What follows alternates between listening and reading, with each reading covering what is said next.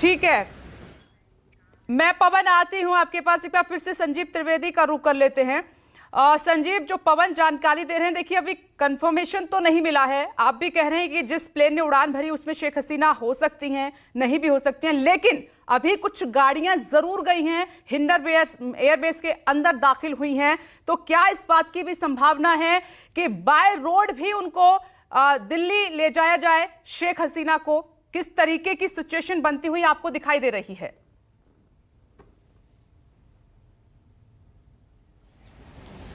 देखिए, हिंडन में जो सेफ हाउस है वहाँ पर इस वक्त हैं शेख हसीना, लेकिन ये तय है कि वहाँ पर वो लगातार बहुत दिन नहीं रहेंगी। जैसे अगर मान लीजिए उन्हें यहाँ 4 दिन रुकना पड़ गया, 5 दिन रुकना पड़ गया, तो उस स्थिति में वो हिंडन में ही रहेंगी, ये नहीं है, और उन्हें वहाँ से मूव आउट किया जाएगा। वो और कौन सा सेफ हाउस होगा, कौन सा सेफ लोकेशन होगा जहाँ मूव आउट किया जा सकता है, इस बात की किसी को जानकारी नहीं है। लेकिन ये तय है कि शेख हसीना हिंडन एयरबेस पर हो सकता है कि अभी तक हो, लेकिन इसके बाद वो रहेंगी वहाँ पर, इस बात की संभावना नहीं बताई जा रही है। और साथ साथ ये भी कहा जा रहा है कि उनकी सुरक्षा की दृष्टि से भी ये उचित नहीं होगा कि नोन लोकेशन पर शेख हसीना रहें। नोन लोकेशन का मतलब ये हो जाता है कि अभी तक ये खासोआम को खबर हो चुकी है कि इस वक्त वो हिंडन एयरबेस पर हैं, वहाँ के सेफ हाउस में हैं।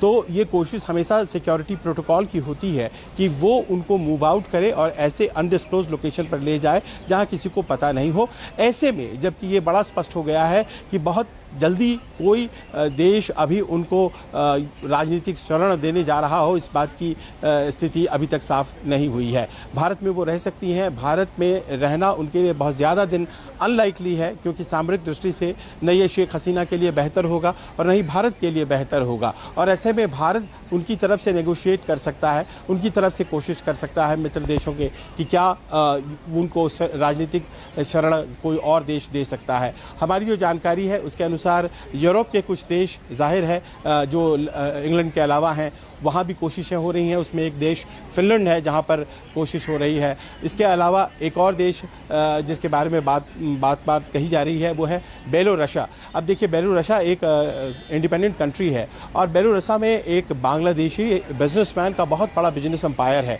और ये एक ऐसा देश है, कहा यह जाता है कि शेख हसीना और उनके सहयोगियों ने एक सेफ हार्बर बना करके पहले से ही रखा हुआ है। तो अगर कहीं नहीं वो जा पाती हैं तो बेलोरसिया जाएंगी वो, और वहाँ पर वो पहले से तैयार है। वहाँ पर बहुत बड़ा एक बिजनेसमैन है जिसने कि इनकी मदद से ही अपना बिजनेस एम्पायर खड़ा किया है, तो संभव तो वहाँ जाएंगी। वहाँ के साथ प्रत्यर्पण संधि भी नहीं है बांग्लादेश का, और इस कारण से वो एक तरह से सेफ माना जाता है। लेकिन वो पहला ऑप्शन नहीं है। पहला ऑप्शन यूरोप के कोई देश या फिर अमेरिका तक है, क्योंकि कोशिश उनकी टीम अमेरिका में भी शरण मिल जाए इस बात की कर रही है। देखिए, इस बात को मान लीजिए, शेख हसीना का जो राजनीतिक चैप्टर था वो क्लोज हो चुका है। अब वो अपने बचे हुए दिन जो है वो किसी ऐसे देश में काटना चाहती हैं जहां आसानी से वो गुजर कर सकें, और ऐसे में बेहतर से बेहतर ऑप्शन की तलाश की जा रही है। विपनेश और संजीव, इस बात की संभावना और बढ़ गई जो आप बात कह रहे हैं कि ये शेख हसीना के बेटे की स्टेटमेंट है। एक तो उन्होंने ये चिंता जाहिर की है कि जल्दी हालात को संभालना होगा, ऐसा ना हो कि दूसरा पाकिस्तान बांग्लादेश बन जाए। दूसरा, शेख हसीना की उम्र का भी हवाला दिया गया है, उसमें यह झलक रहा है कि अब संभव नहीं है कि शेख हसीना राजनीति में एंट्री करें या बांग्लादेश वापस जाएं।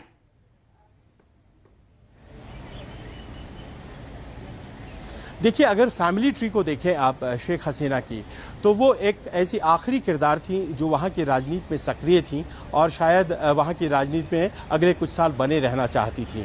शेख हसीना की जो बहन है शेख रेहाना, वो पहले से ही यूके की वो सिटीजन है, और वो पहले से चूँकि यूनाइटेड किंगडम की सिटीजन है, इसीलिए कोशिशें सबसे ज़्यादा हो रही हैं कि शेख हसीना को भी पॉलिटिकल असाइलम यूके में ही मिल जाए। और शेख रेहाना की बेटी ट्यूलिप सिद्दीकी हैं जो कि हैम्पस्टेड से MP हैं, मेंबर ऑफ पार्लियामेंट हैं लेबर पार्टी की, और वहाँ की सरकार में इस वक्त मंत्री का दर्जा भी रखती हैं। वो ज़रूर कोशिशें कर रही होंगी, उनकी कोशिश होगी कि कितनी जल्दी वहाँ पर पॉलिटिकल असाइलम मिल जाए, और हमें देखना है कि कितना सक्सेसफुल वो हो पाती हैं। तो ये हो गई रेहाना और उनकी बेटी ट्यूलिप सिद्दीकी की बात। अब जो उनके अपने बेटे हैं शेख वाजिब, वो भी अनडिस्क्लोज लोकेशन पर रहते हैं, विदेश में कहीं पर रहते हैं, और बताया यही जाता है कि वो भी यूरोप में कहीं पर हैं। उनके बारे में यही जानकारी है, और जिनकी बाइट हम लोगों ने प्ले की है, जिन्होंने ट्वीट किया है कुछ घंटे पहले, वो ट्वीट भी अब सुबह के सामने है। अब रही उनकी बेटी साइमा दिल्ली में रहती हैं। साइमा इस वक्त अपनी मां के साथ है और साइमा वाजिद जो है वो WHO वर्ल्ड हेल्थ ऑर्गेनाइजेशन की साउथ एशिया डायरेक्टर हैं और उनका 5 साल का कार्यकाल इसी साल शुरू हुआ है और वो संभवतः दिल्ली और लंदन के बीच आती जाती रहती हैं।